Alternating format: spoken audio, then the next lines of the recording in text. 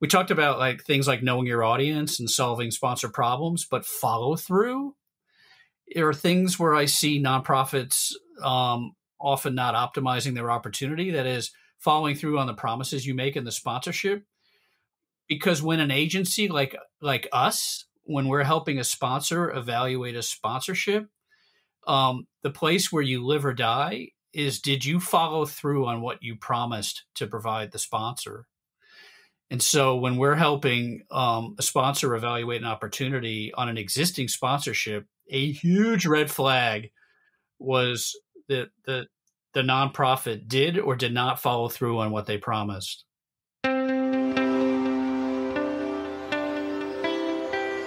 Are you looking for ways to shorten your marketing learning curve and help your organization survive and thrive? Welcome to Relish This, the Purpose Marketing Podcast, a show for purpose-focused leaders who want to use marketing techniques to fuel their organization's growth. If you're a returning listener and you haven't subscribed already, we'd love to have you. Also, please consider leaving a review wherever you listen to podcasts. Now here's your host, author and marketing specialist, Stu Swineford.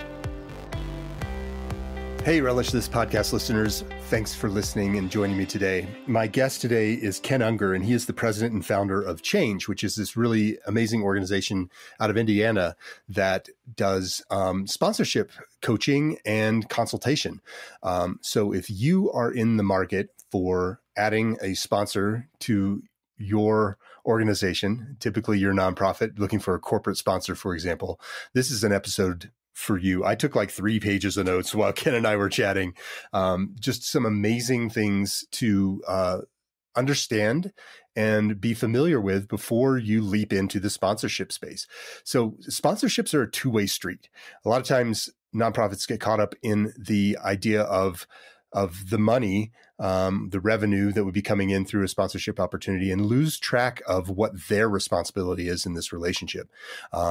If this episode can help you figure that out before you jump in the deep end and create a misaligned sponsorship or create one that is really more of a donation or an advertising event, you're going to be thrilled to have spent the time today to listen to Ken and I discuss all the ins and outs of sponsorship for nonprofits. So enjoy the episode.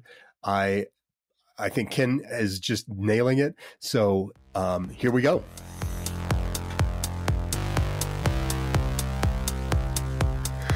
Good afternoon, Ken. How are you today? Great, Stu. How are you? I am well. Where are you coming from on this fine Tuesday afternoon? So Charge is based in very cold Indianapolis, Indiana. It's cold there today. We have fortunately been experiencing some warmer weather. I think this show airs in March, so we might have the same going on at that point. But that's awesome. That sounds right. Well, tell us a little bit about Charge and what you guys are up to over there. So we are a sponsorship consulting firm. We have clients all over the U.S. and some clients abroad. About 70% of our work is sponsorship related to sports. And then the other 30% is sponsorship related to the arts, education, social justice, healthcare, economic development, really things in the nonprofit sector. And we help both sponsors and what we call properties, people who sell sponsorship, make their sponsorship better. Yeah, that's great. I know that corporate sponsorship in the nonprofit world is a huge thing.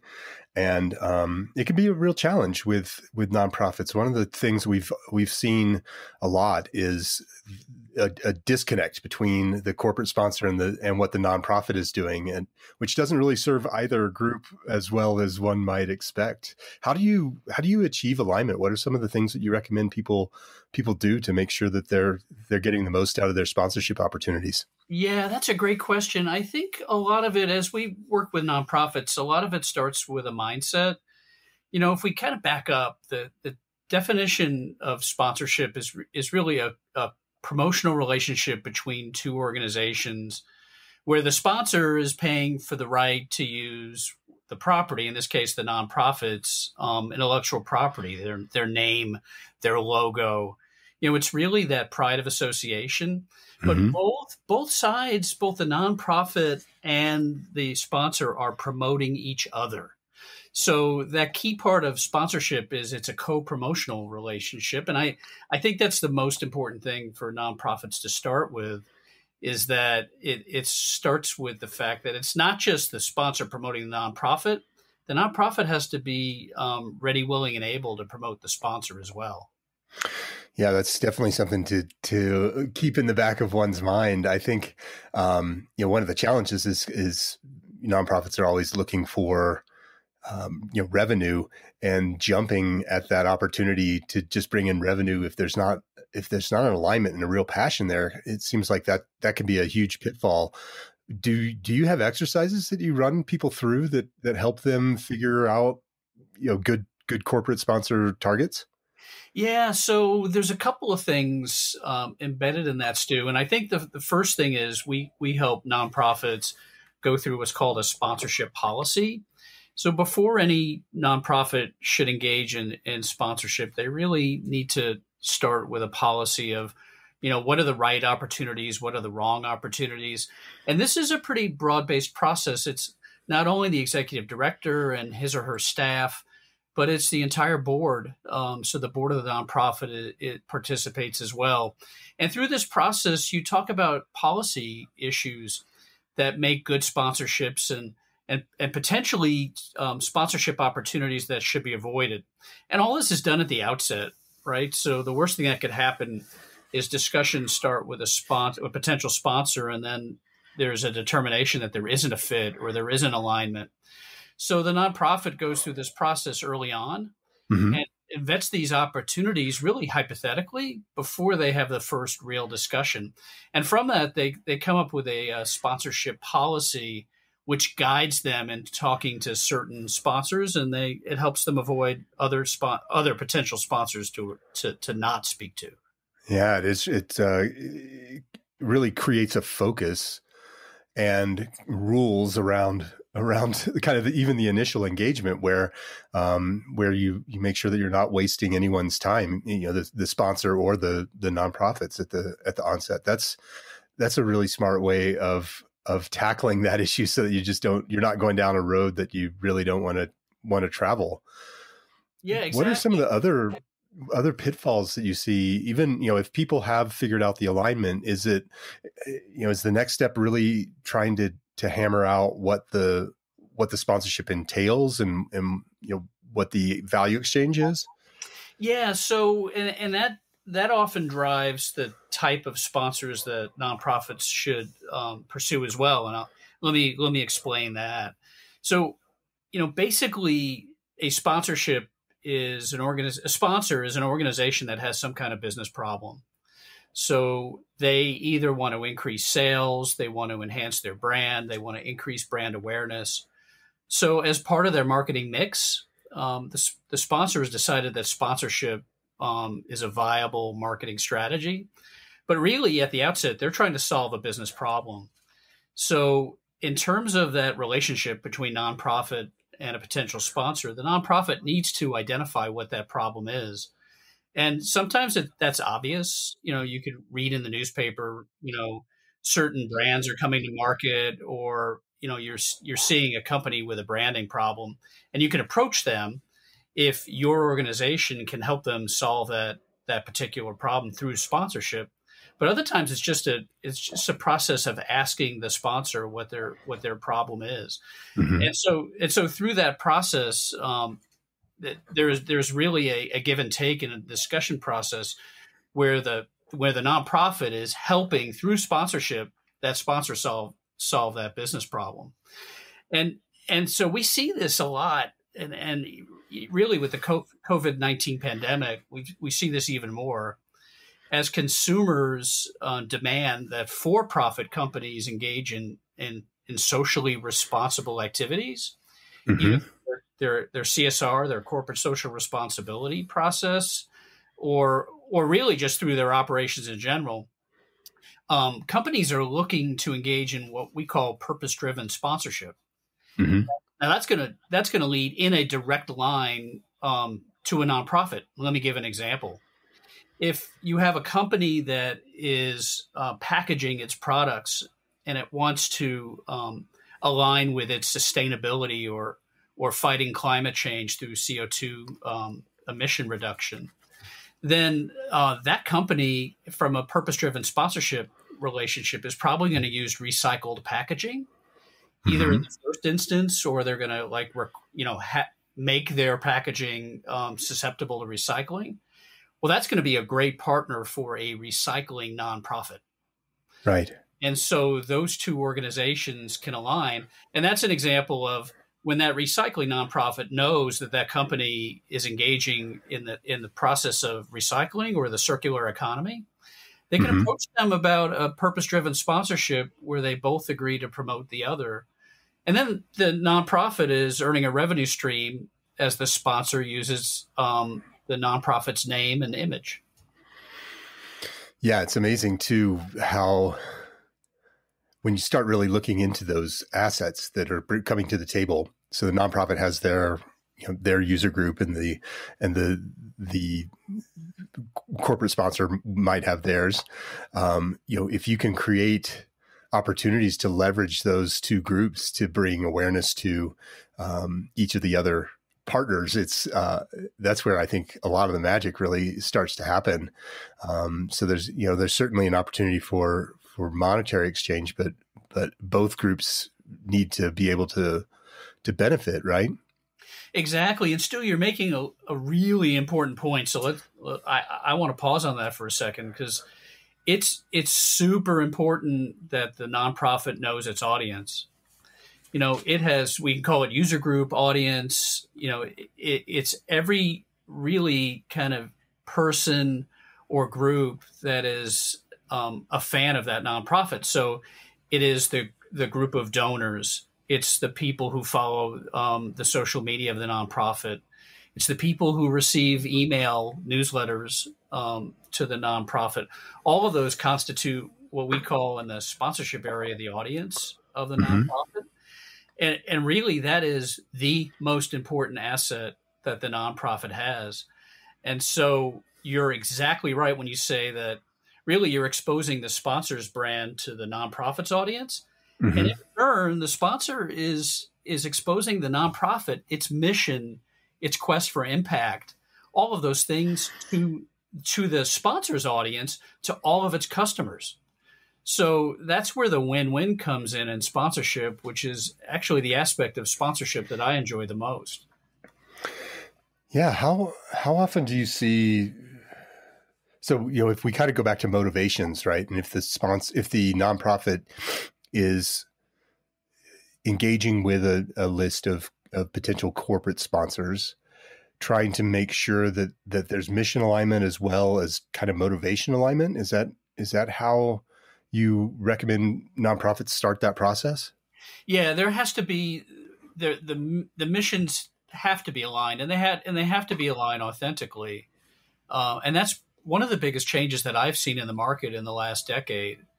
Is again, we'll go back to corporate social responsibility. We saw kind of a decade plus ago a lot of lip service to that, so there was a lot of inauthentic behavior that was going on the corporate side. And that posed a lot of risk for nonprofits, because as advocacy organizations, nonprofits, that's kind of the most important asset that they have, is their voice and their ability to be, unbiased advocates of their mission. And so over the last decade, what you've seen is a real authentic dedication to a lot of the socially responsible behavior on the corporate side. And so kind of sussing that out between both nonprofit and their corporate partner, the potential corporate partner, to determine authenticity, to determine mission alignment, all of those things are a great start to the relationship and really become the foundation of successful marketing down the road. Yeah, I'm guessing most people have probably are hearing what we're saying and thinking, oh, like greenwashing, where you have companies who maybe don't have a great environmental track record coming in and creating sponsorship opportunities or engaging in sponsorship opportunities with someone who, who may be working in that space, only to kind of take away the attention from what they've been doing in a negative capacity in that space. And that's a great point. And that's, greenwashing is something kind of that when the red flag, red alert goes off in the nonprofit discussion.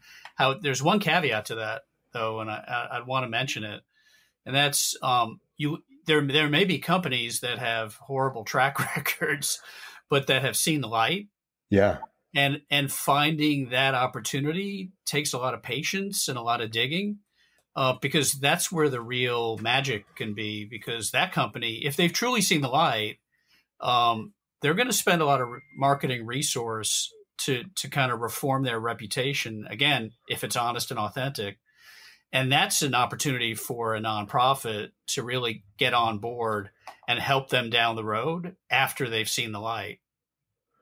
Yeah, absolutely. I think there's authenticity, and there's somebody just trying to leverage an opportunity, and yeah, being able to suss that out is super important. Are there tactics or techniques that you have for nonprofits to be able to kind of see through that?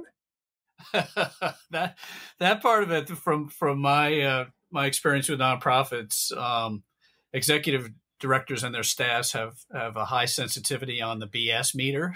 Yeah. So I don't think they need training from a sponsorship consultancy to kind of understand authentic versus inauthentic partners. Right. But having that, the one advice I'd give is have the conversation and be frank.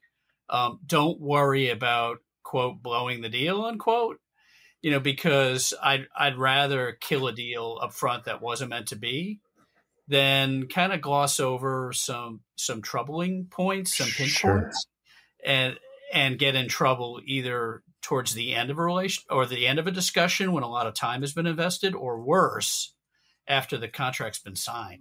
Right. So what do you and your team do to help facilitate these conversations, to help kind of get these deals across the finish line? How does a consultant work or help a nonprofit as they're trying to land a corporate sponsor? Yeah, it's a lot of coaching and training on our side. So what we don't do, for example, we are not sponsorship brokers. So we're not out there knocking on doors and looking for sponsors on behalf of our clients. We teach them best practices and coach them through this process. So what we'll do with a nonprofit is it starts with that mindset of going through sponsorship 101 and talking about, what makes a good sponsorship. Mm-hmm. What are those things that sponsors want to accomplish, and how do they accomplish it through sponsorship? And then what we'll do is we'll talk about the value proposition, how to help a nonprofit identify what is valuable about what they do that they can use as a sponsorship. Too often, I think nonprofits default into what I call the traditional models, a sponsorship that's part of a gala, a charitable gala, mm-hmm. or a 5K race, or, those things that we see most often. And what happens is a lot of those times, those are not really sponsorship. They're more like advertising positions that they'll sell. They'll sell kind of a program ad, right, for a charity gala, and that's really an advertisement if it's not a co-promotional relationship. That is, if they're not promoting each other back and forth. But we'll help them identify that value proposition so that, again, knowing how to speak the language of sponsorship will take the nonprofit a long way in creating really lucrative sponsorship relationships. So we'll start with their value proposition. We'll talk about the assets they have. And that could be assets for nonprofit sponsorship can be, a sponsorship position on their website, or sponsorship of an email campaign, mm-hmm. or all those different things, all those different assets that they have where the nonprofit is reaching its audience. And then we'll talk through what those assets are worth, because pricing a sponsorship are things that often confound, whether nonprofit or for-profit sponsorship sellers. Knowing the right price to ask, right, is often confusing, and so we'll kind of strip away all the kind of confusion around that and get to the nub of what's the right price to ask for your sponsorship. And then we'll talk about the prospecting process.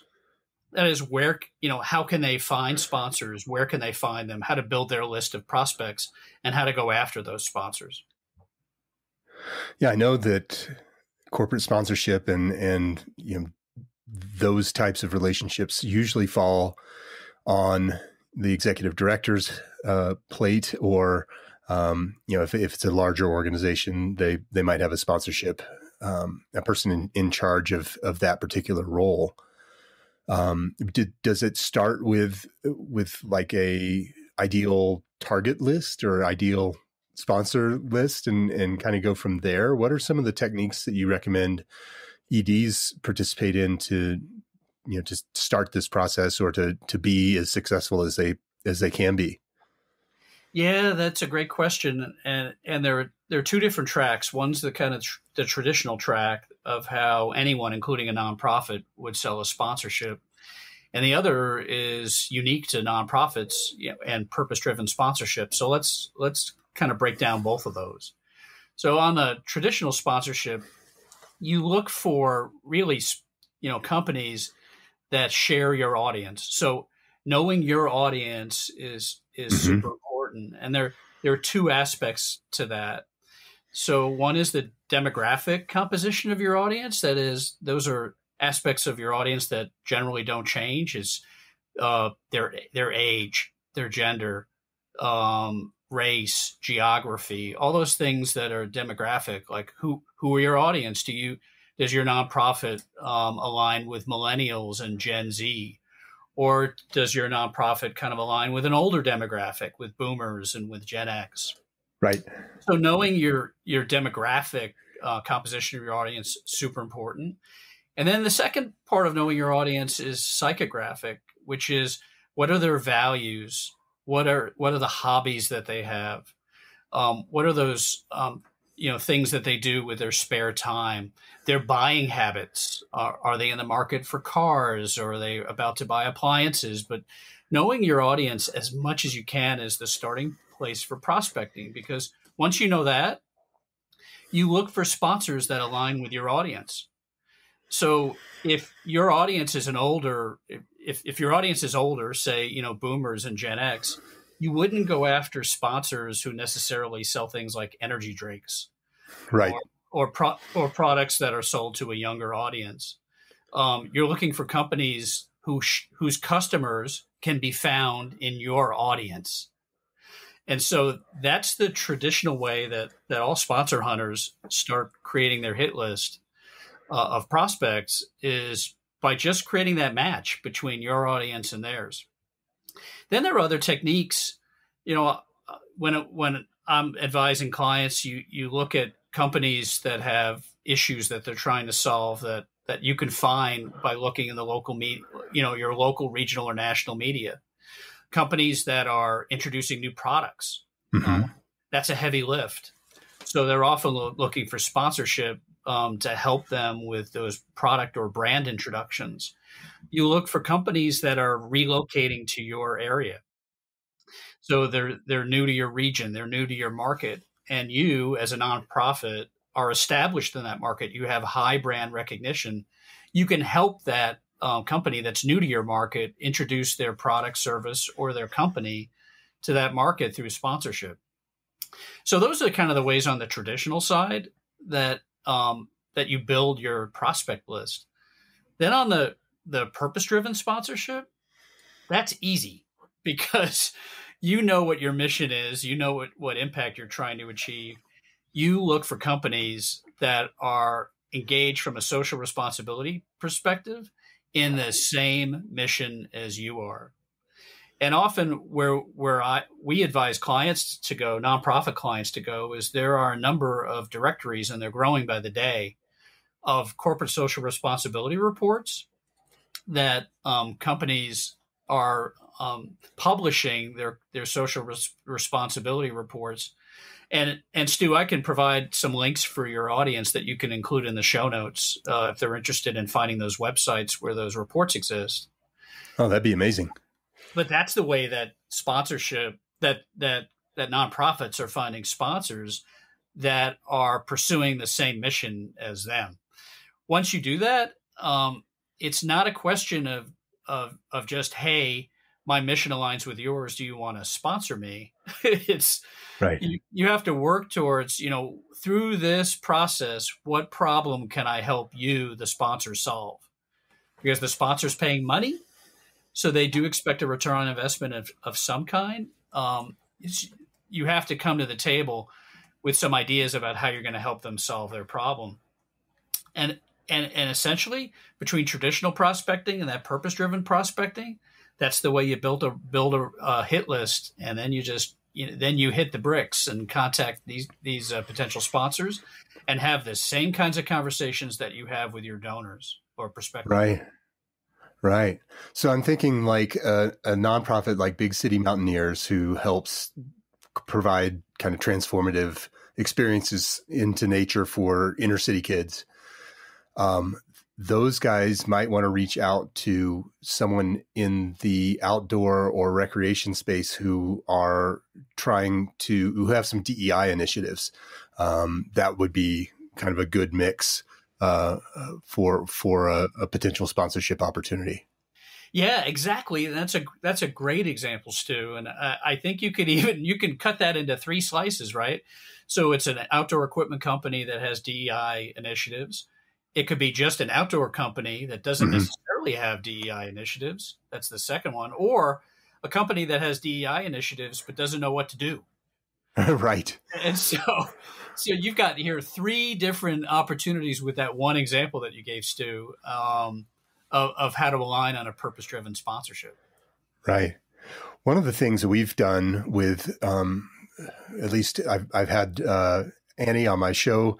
It's an organization called TapCat, and they do sweepstakes. They run sweepstakes for nonprofits where the sweepstakes are driving donations. And one of the things we've seen be really successful to really launch a successful sweeps is when there is really great alignment with not only the prize, but the nonprofit's mission and the kind of the access to a mailing list of a corporate sponsor of that nonprofit. So that becomes this additional asset or this additional opportunity where if, and I'll use an example from one of their sweeps that ran last year that I believe was very successful. And it was an organization that I believe was in the kind of snow safety realm. So they did avalanche awareness and reporting. And one of their corporate sponsors was Climb, which is an outdoor apparel company that does like adventure sports, motorsports apparel stuff, a really large apparel company and equipment company. And they put a snowmobile, a snow sled up for the prize of the sweeps, and the alignment between Climb's audience and the prize, as well as the mission of the organization, just produced really great results because Climb was able to send advertisements or whatever you want to call it, send information about the sweepstakes out to its base of email recipients and really help promote that particular sweepstakes really effectively. I love that example because it has benefit and alignment on both ends, right? It creates the reason that you market for both sides because it is so on brand. Let's take that example and put the grand prize as tickets to a baseball game, tickets to a baseball suite, and that had none of the benefit, none of the cachet that snowmobile had because it wasn't aligned. And so that's a great example of a potential activation around a sponsorship that could really, really work for both parties. Yeah. So do you do kind of, I'm assuming your team kind of coaches both ends of the spectrum. Do you talk with corporate sponsors on how to try to seek out opportunities for their sponsorship? Absolutely. We work with both sponsors and properties. It's not dissimilar, right? Because you're looking for the same characteristics on both sides, Hmm. but we'll help sponsors kind of find those right opportunities. And it's often more difficult believe it or not, more difficult for sponsors because there are many, many, many more sellers of sponsorship than buyers. Right. So if you're a sponsor, you are deluged with thousands of opportunities, and with those opportunities come a lot of them which are not in alignment, won't help you, will be just a money drain on your Yep. marketing budget. Yep. So kind of, separating the wheat from the chaff on that is so important. So we have sponsor clients that we work with and evaluating sponsorships from that perspective. And then we'll help sponsors evaluate their sponsorship. And that's something, so I'll mention that because that's something that that nonprofits should be aware of. I think we talked about like things like knowing your audience and solving sponsor problems, but follow through are things where I see nonprofits often not optimizing their opportunity. That is, following through on the promises you make in the sponsorship. Hmm. Because when an agency like us, when we're helping a sponsor evaluate a sponsorship, the place where you live or die is, did you follow through on what you promised to provide the sponsor? And so when we're helping a sponsor evaluate an opportunity on an existing sponsorship, a huge red flag was that the nonprofit did or did not follow through on what they promised. Right. So it's all about kind of committing and then being able to produce those materials, for lack of a better word, Right. that you've promised to both, go in both directions. I would imagine. Yeah, exactly. I remember on Home Shopping Network or somewhere this meat roaster, which was the tagline was "Set it and forget it." Right. And so this is not a case of set it and forget it. Right. And so Right. after you sign the contract and you get the check, that's where the sponsorship begins, not ends. Right. So don't set it and forget it. Yeah, I can see that. It's interesting. I could see how how just like getting too much of a good thing, um, having a mismatch and miscommunication at the onset of a sponsorship opportunity could really be incredibly painful for, for both sides. But if a nonprofit has created the wrong type of relationship there, they might be stuck with a lot of work that they don't have the capacity to accomplish through this new engagement.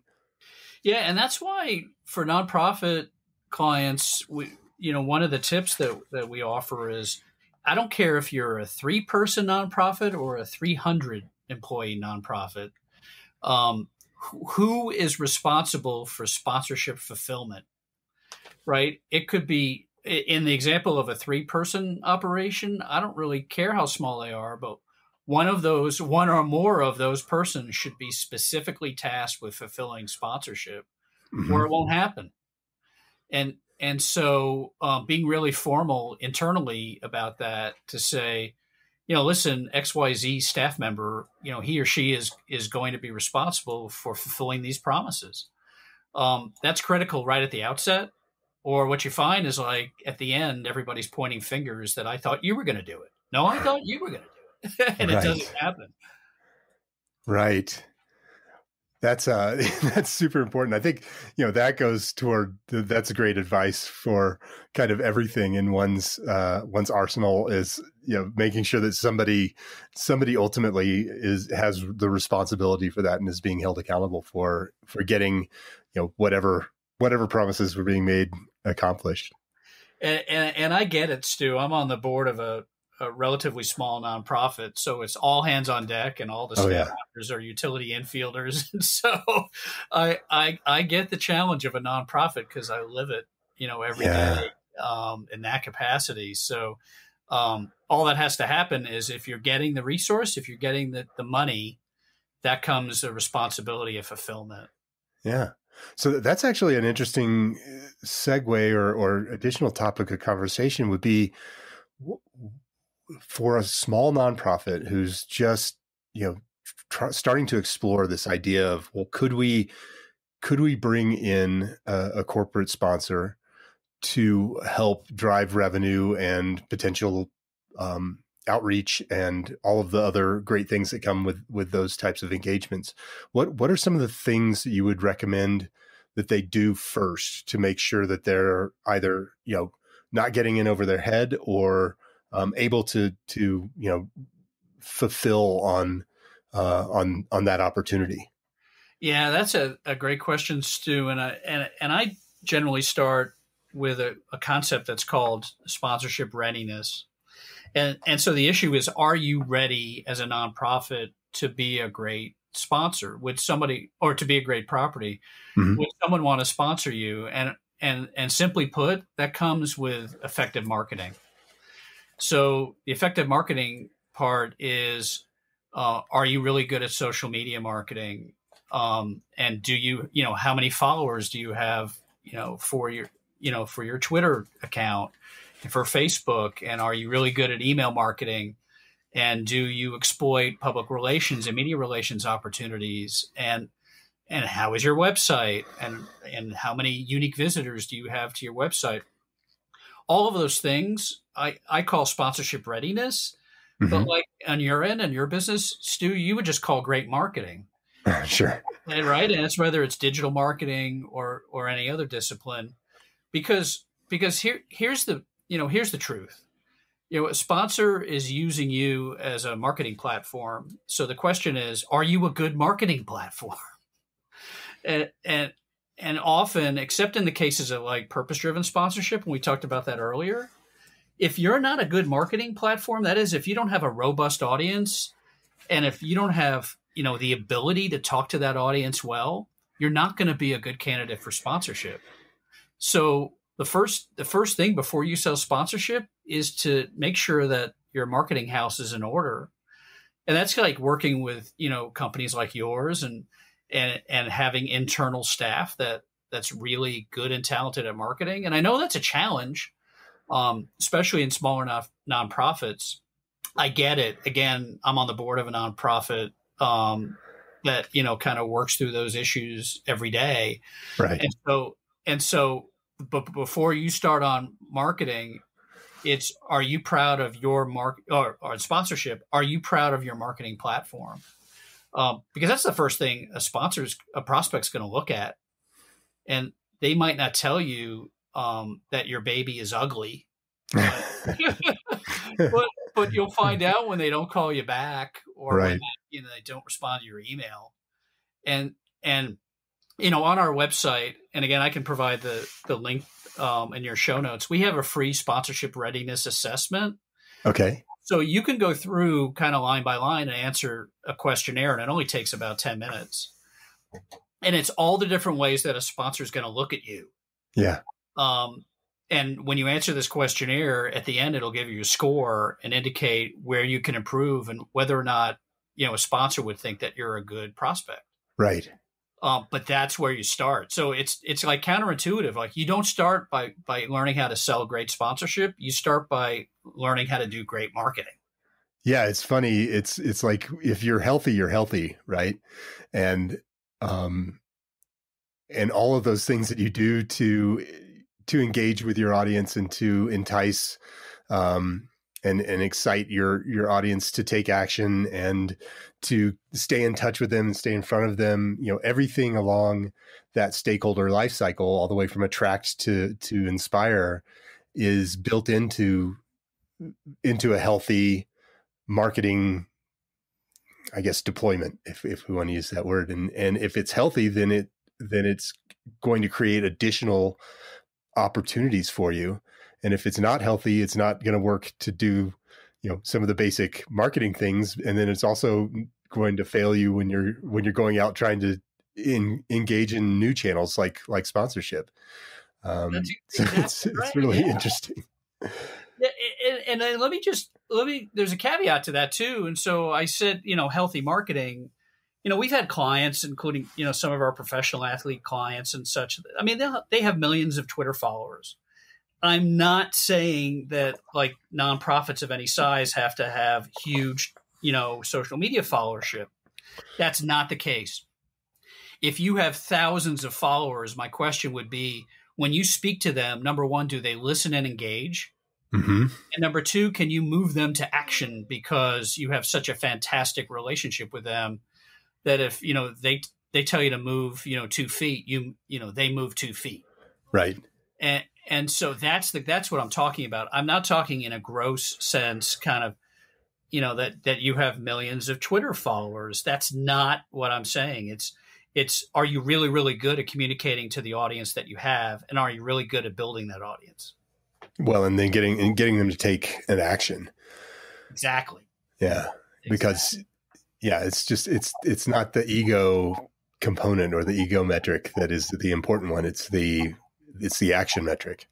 Yeah, I mean, so if I'm on the sponsor side and I see a candidate that shows me how they move people to action with every tweet that they make, I stand up and I take notice of that, and that's important because then when they retweet the sponsor's content, we know that like the sponsor's going to get great value from that. Mm-hmm. If that audience pays attention because that nonprofit or for-profit knows how to speak to their audience and cause some action.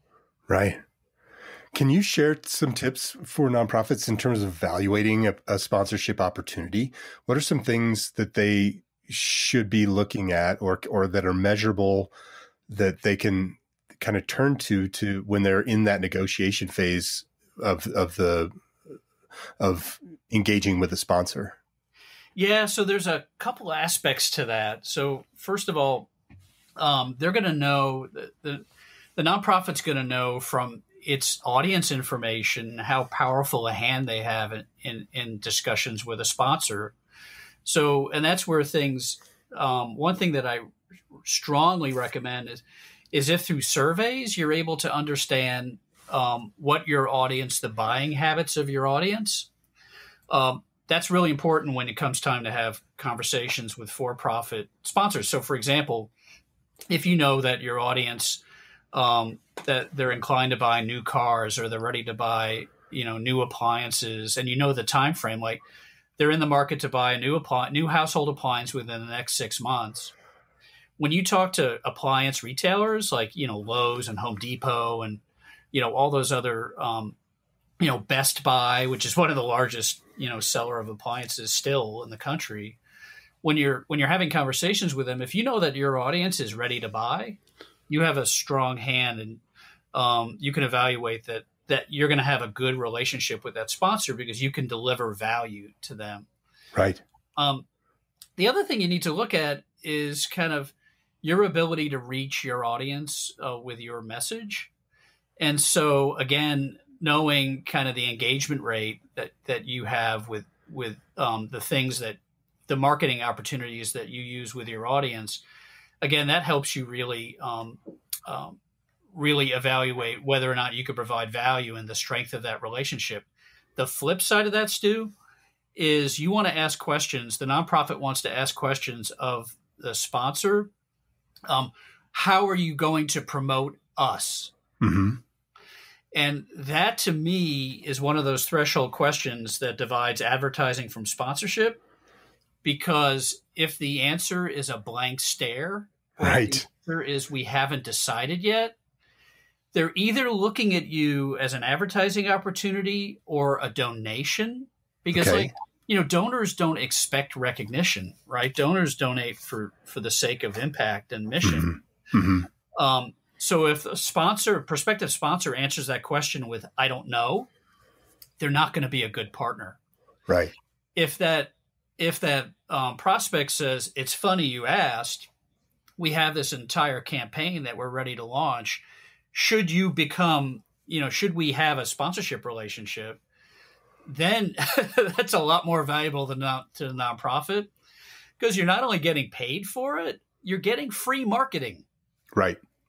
So asking that question really, not at the beginning of the discussion, But I'd say midway, like, hey, we've had 2 or 3 conversations. What do you think you're going to do with our nonprofit and your marketing? That's an important question, and listen carefully to the answer.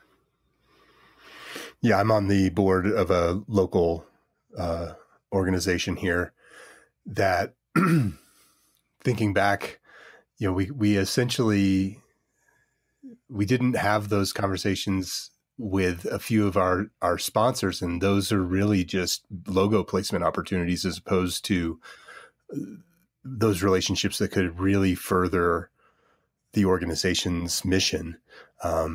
So there's certainly some missed opportunities there. That's really, really insightful to remind people to be having those conversations, not necessarily at the onset of discussion, but at least have them at some point.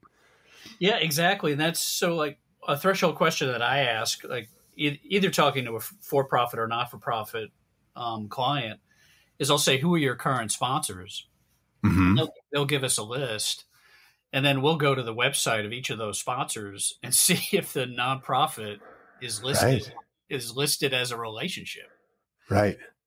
If the nonprofit makes no appearance either on the website, on the partners page, or in a press release, or in a social media, feed, they're not really there isn't really a sponsorship. Right. It's just a donation or a advertising opportunity that they saw. Exactly. That's, again, my example earlier about galas or 5Ks. Like look, see if all those companies are promoting that. Right. Like see if that company is promoting, hey, we're a sponsor, of the Ungar nonprofit 5K. So right. If the answer is no, they're not really a sponsor. Right. So as nonprofits are starting this conversation, really thinking about all of the ways that the sponsor could be engaged with that nonprofit. So really thinking through not just the monetary, sponsorship piece, but what are the other ways that the nonprofit could get some promotional opportunities alongside this partnership would be a way to frame that initial contract and engagement. Yeah, here's the incredibly exciting opportunity of that. So right now, kind of what you and I do, Stu, there are 120 different marketing channels, right? Which is at least, crazy when you think about it, right? Because the explosion of digital in the last 10 to 20 years has really just increased that exponentially. So if a company has 120 plus ways to promote itself, a home run, I mean, this never happens, but I'm just using, exaggeration as an example. Right. If the nonprofit is promoted in every one of those channels, home run. Right. Right. But what you want to do is just ask. Right. And it never hurts to ask. It's through the process of having the conversation, you're going to learn, this particular company, they get the most bang for their buck through digital. So the question that you want to ask is, hey, if you do banner ads, can you dedicate some of your banner ads to your relationship with us? That XYZ sponsor is the official, and then list the categories, the official sponsor of the Ungar charity, of the Ungar nonprofit. Right. And dedicate, let's say if like month of May. So I'll give you an example. The nonprofit that I'm on the board is a skin cancer prevention and awareness nonprofit. And May is Melanoma Awareness Month. So if that nonprofit is talking to a sponsor, May is really important to that sponsor or to that nonprofit. Right. You ask a sponsor, listen, when you're advertising digitally, because I know that works for you, can you dedicate some portion of your banner ads to us, to the nonprofit, to highlight your relationship with us? Right. And usually those conversations are slam dunks, as in, like, of course we would. Right. Because it aligns with what they do. They do digital marketing. They're doing they're doing their stuff in May. So why wouldn't they do it for us if they have a relationship with us? Right. And so you really kind of align with every channel possible that that the for-profit does. Now, they're not going to, no sponsor is going to give you access to everything that they do. Right. But if the relationship is valuable, you'd be surprised by how many channels they will dedicate to you. Right. Right. So for a small nonprofit that's just kind of getting started in this, where do you think they should start in terms of trying to evaluate their end of that relationship? Yeah, so if you're just getting started, you kind of step back and you kind of look at your overall mission and how you're creating impact. Because listen, nonprofits aren't necessarily looking for revenue enhancement. They're looking for revenue as a way to increase impact. Right. Right. So, you have generally, two other major sources of revenue. You have fundraising and you have grants. Mm-hmm.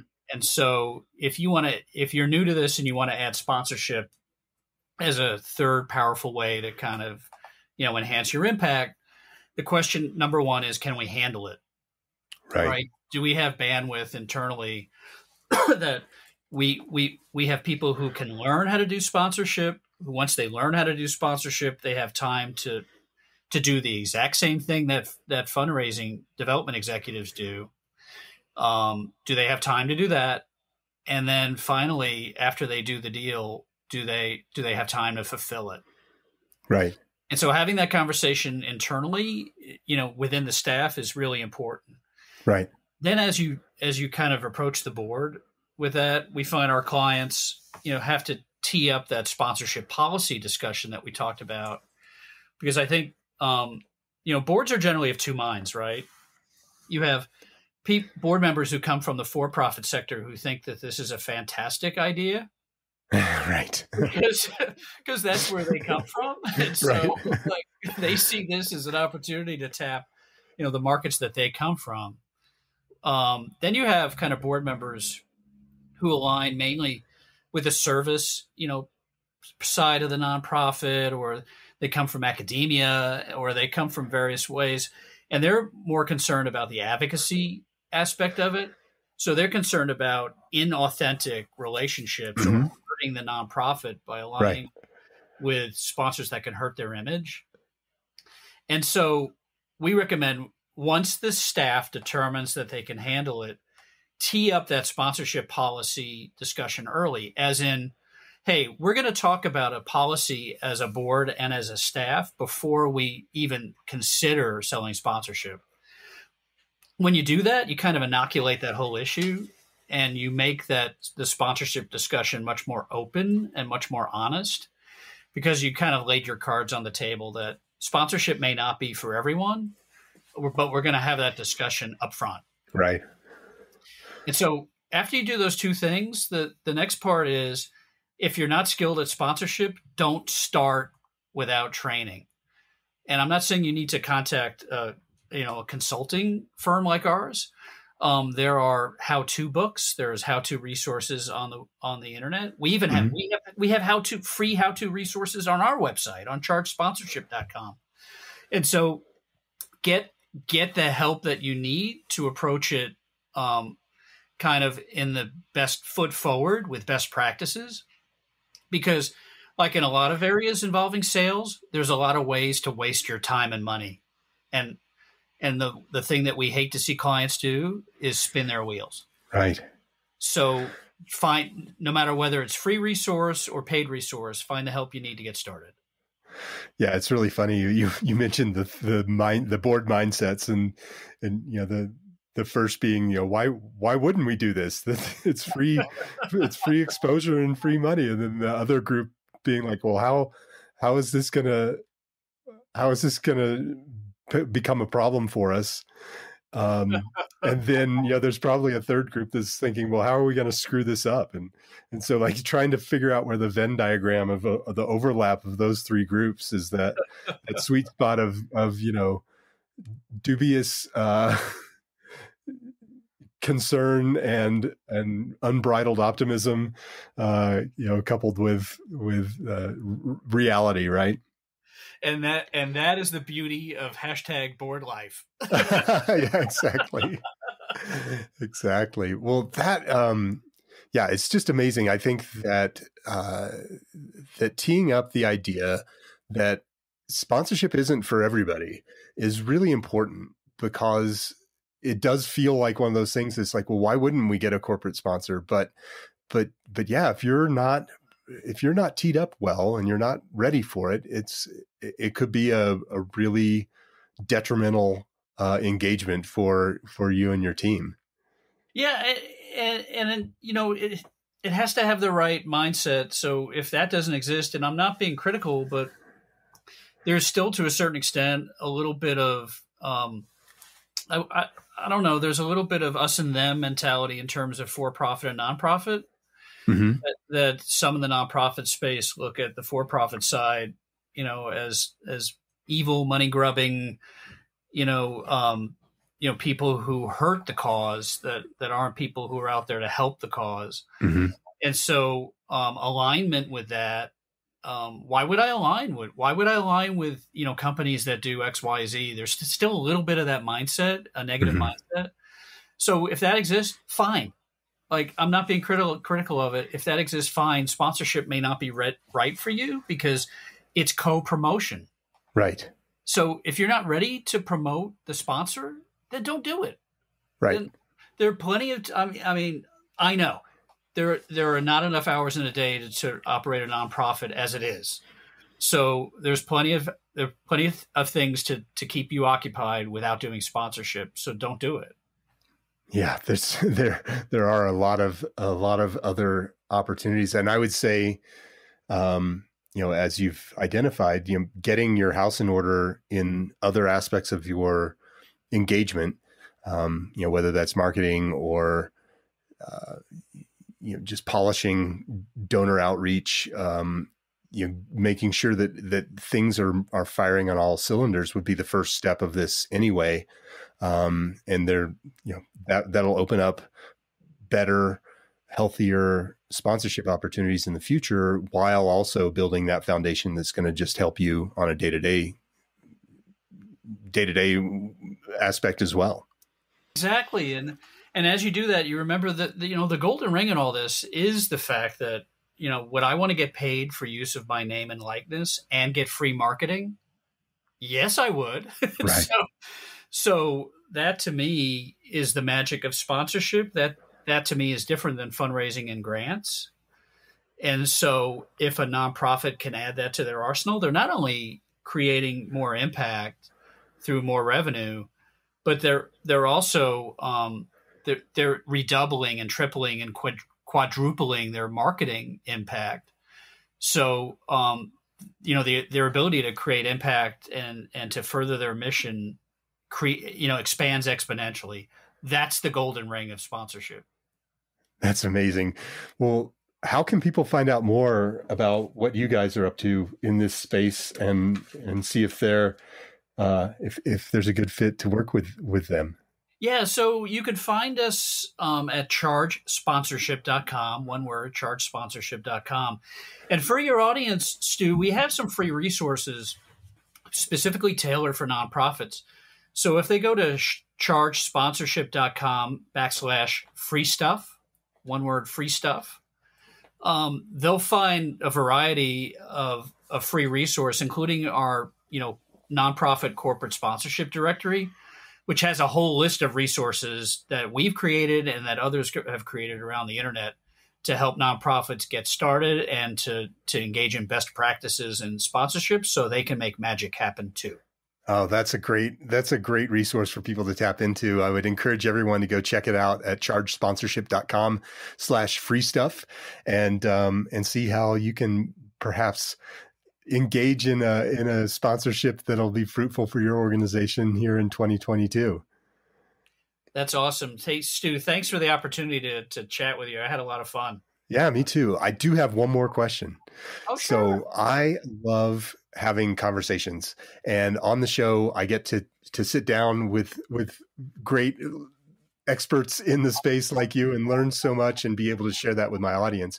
And one of the things I really want to do is make sure that that this podcast enables people to experience the idea of all talk and no action is maybe not the best policy. And so I always ask at the end of each show, if there was one thing that you wanted people to do, one takeaway or one action to take after listening to the show, what would you have them do? Know your audience. I would want them to go back and I'd want them to survey their membership, survey the people on their email list, survey their social media followers, and know their audience in and out and who they are, where they live, everything about them.